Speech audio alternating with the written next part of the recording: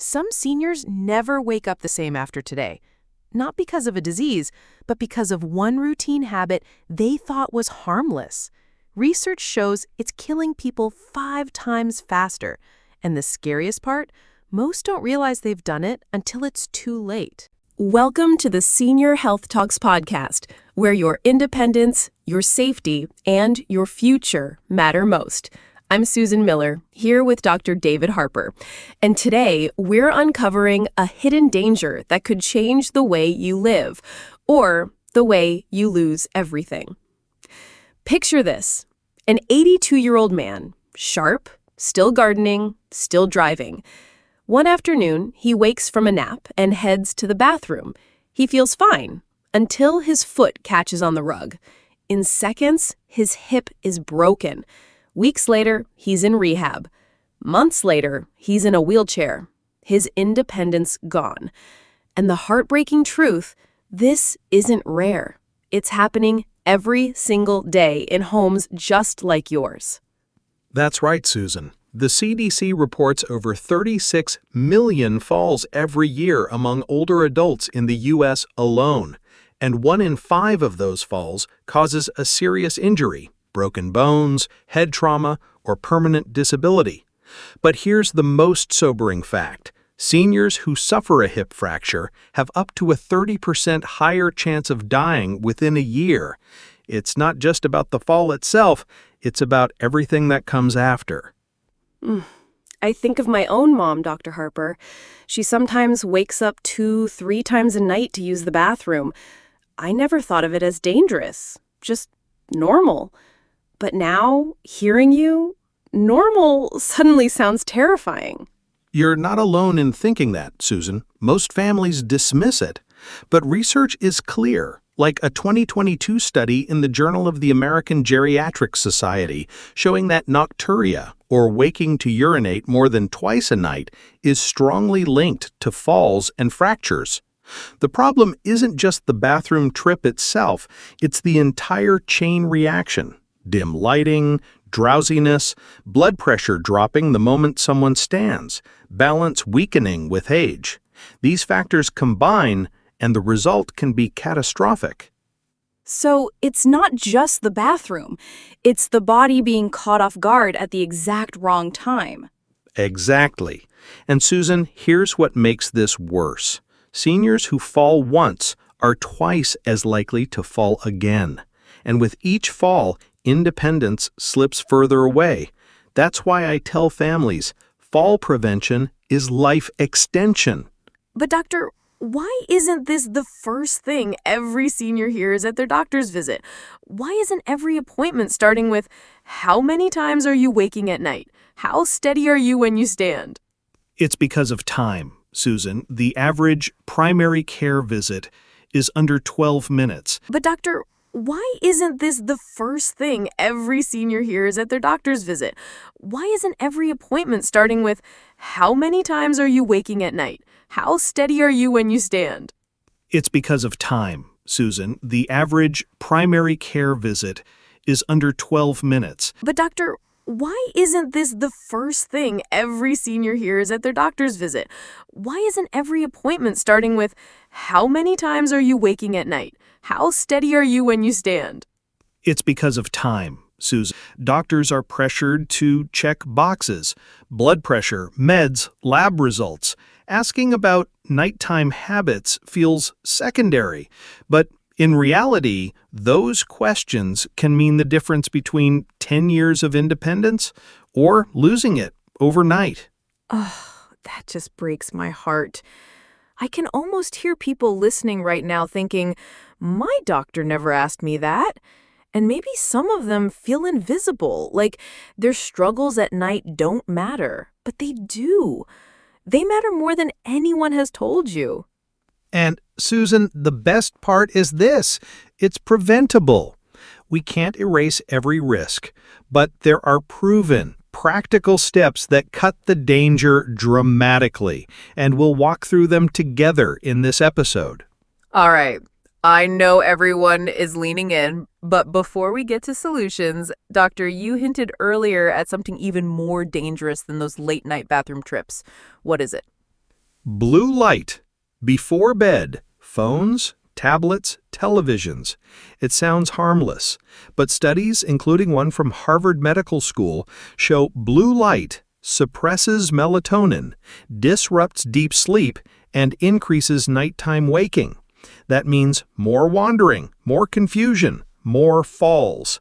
And here's the hidden danger. It's not just falls. It accelerates memory decline.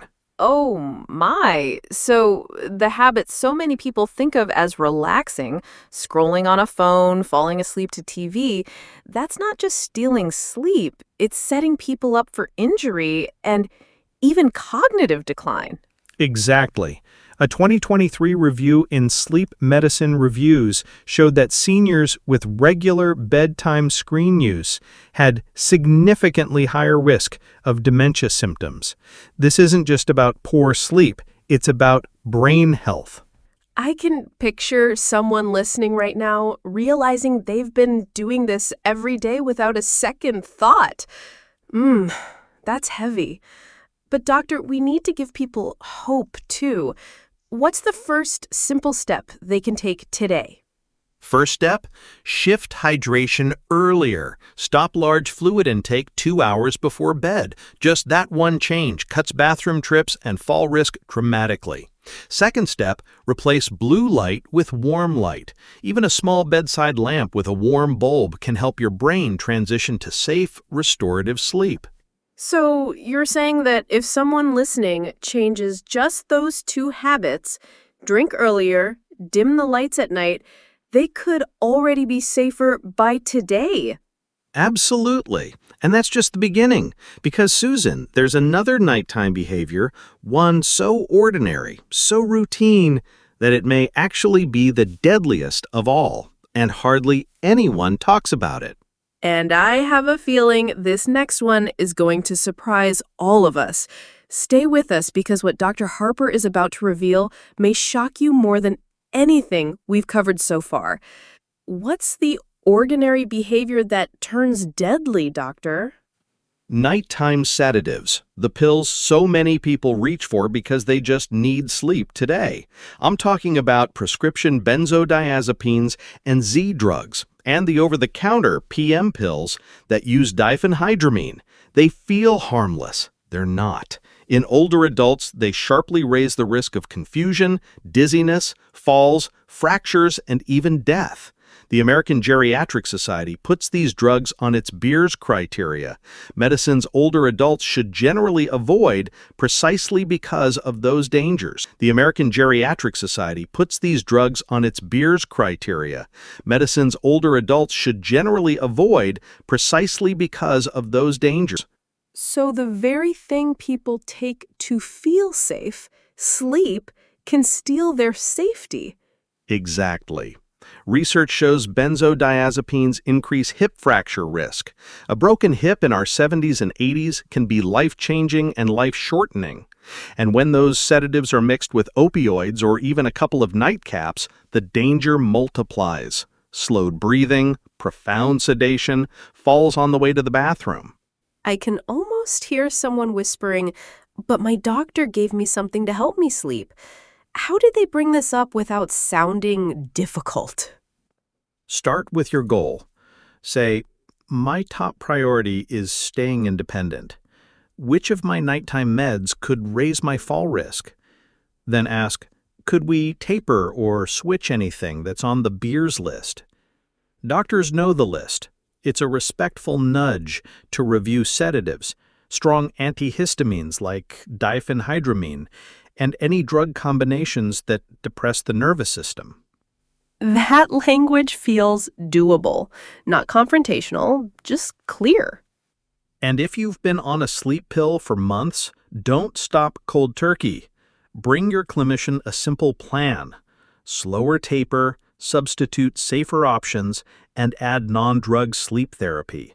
The best research recommends cognitive behavioral therapy for insomnia, CBTI, as first line for chronic insomnia.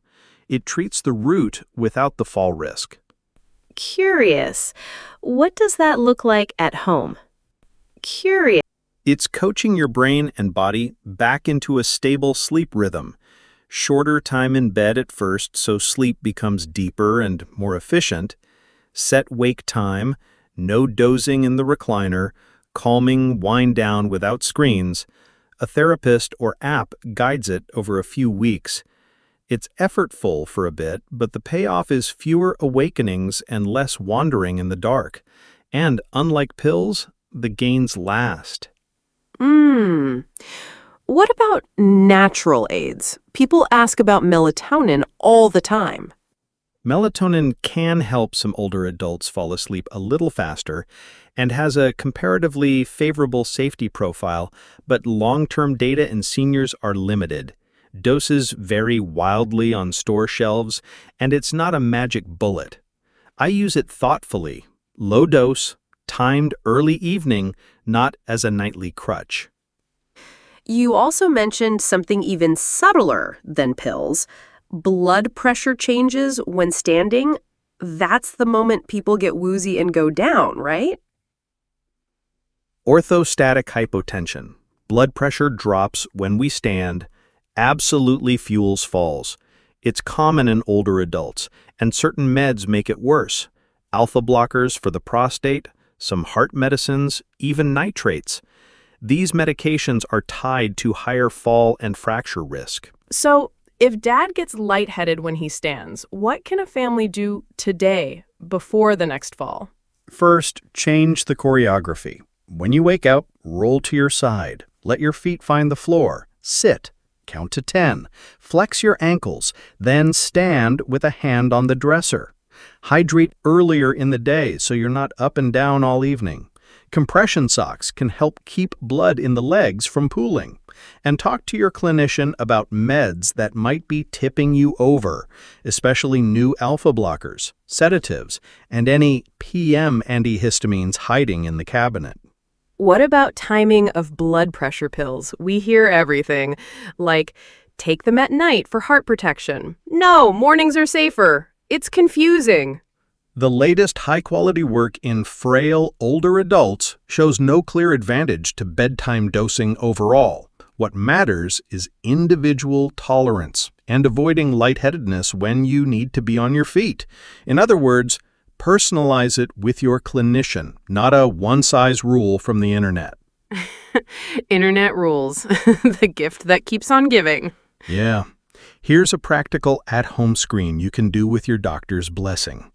Measure blood pressure after 5 minutes lying down, then sitting, then again 1 and 3 minutes after standing. If the top number drops 20 points or more, or you feel faint, you've learned something vital about your fall risk. This is where the doctor doesn't listen feeling can creep in. People say, I told them I'm dizzy and it went nowhere. How do we make the clinic visit count? Bring a 1-page independence sheet.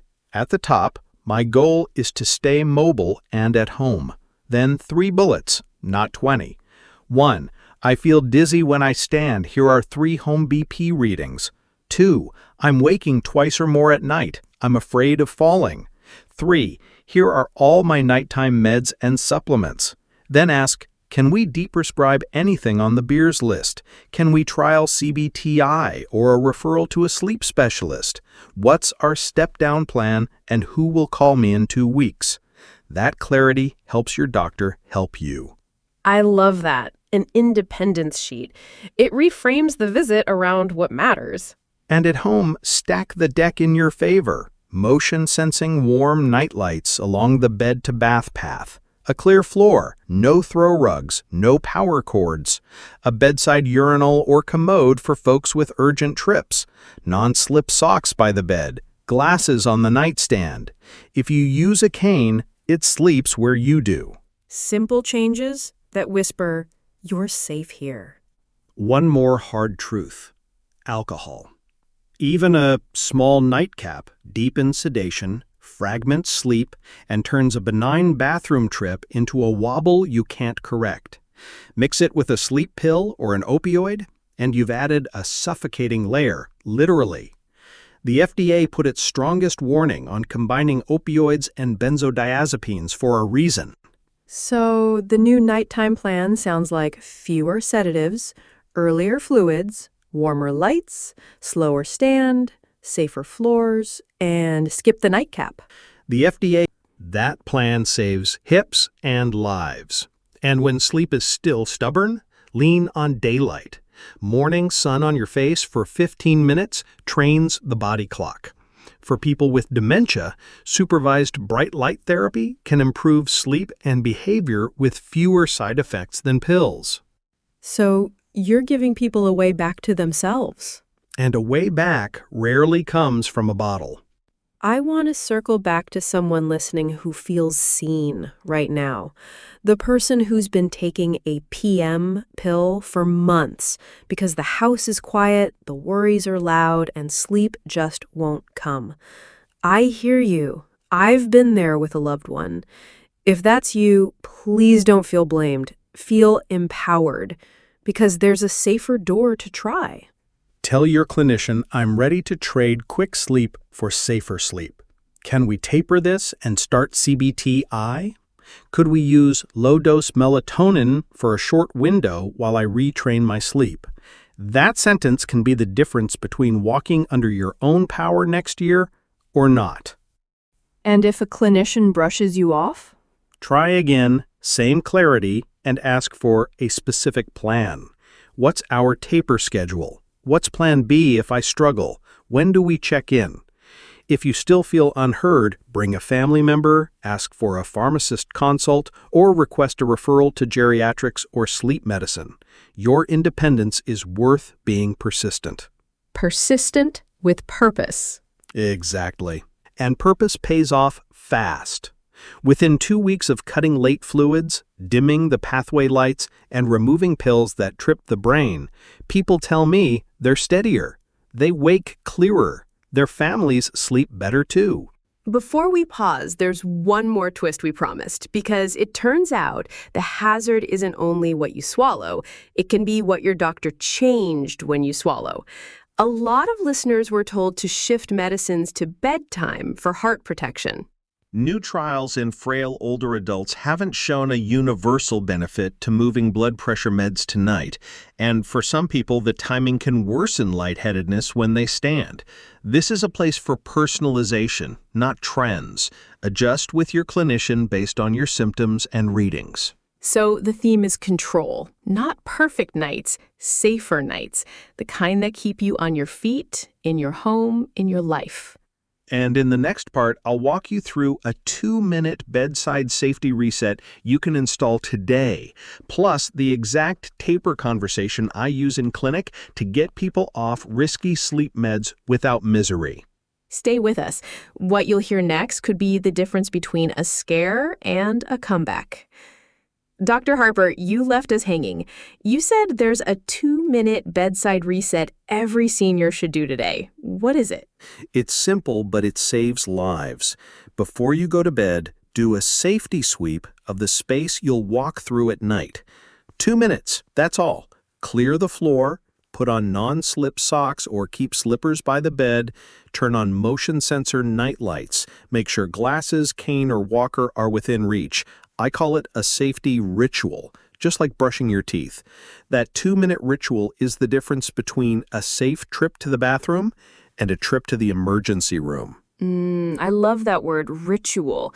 It makes it sound like a habit of protection, not a chore. Exactly. And when families do this with their loved ones, when kids or grandkids say, let's set up Nana's path before bed, the risk of falls plummets. It's small, but it adds up. I'm picturing an older woman listening to us right now. She's alone. She doesn't want to bother her kids. She thinks, I don't want to be a burden. What would you say to her? I'd say you are not a burden. You are the center of your family's story. A single fall doesn't just affect you. It shakes everyone who loves you. Taking those 2 minutes isn't selfish. It's a gift to yourself and to them. That hits home, because my mom has said those exact words. I don't want to be a burden. And sometimes I don't know what to say back. But what you just said, I'm going to carry that with me. And Susan, there's another piece people overlook. Follow up after a fall. Too often a senior falls, goes to the ER, maybe gets stitched up and is sent home. But that's a warning shot. Every fall deserves a full review. Medications, blood pressure, vision, home safety. If nothing changes, odds are it will happen again. And sometimes people don't even tell their doctor, right? They hide it. Yes, out of pride or fear of losing independence, but silence is dangerous. A hidden fall is like ignoring chest pain. Families need to ask, gently, did you stumble today? Did you feel lightheaded? Did you trip? And if the answer is yes, bring it up immediately with a healthcare provider. Falls are not accidents, they're signals. Signals. That word. It reframes everything. It means we don't shrug and move on, we act. Exactly. And one of the strongest tools we have is deprescribing, taking away risky medicines rather than piling on more.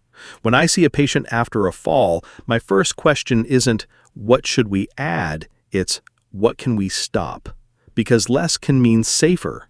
That feels so opposite of what most people expect. We're trained to think the answer is always another pill.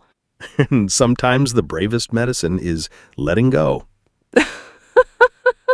That line alone could be an entire episode. Maybe it should be.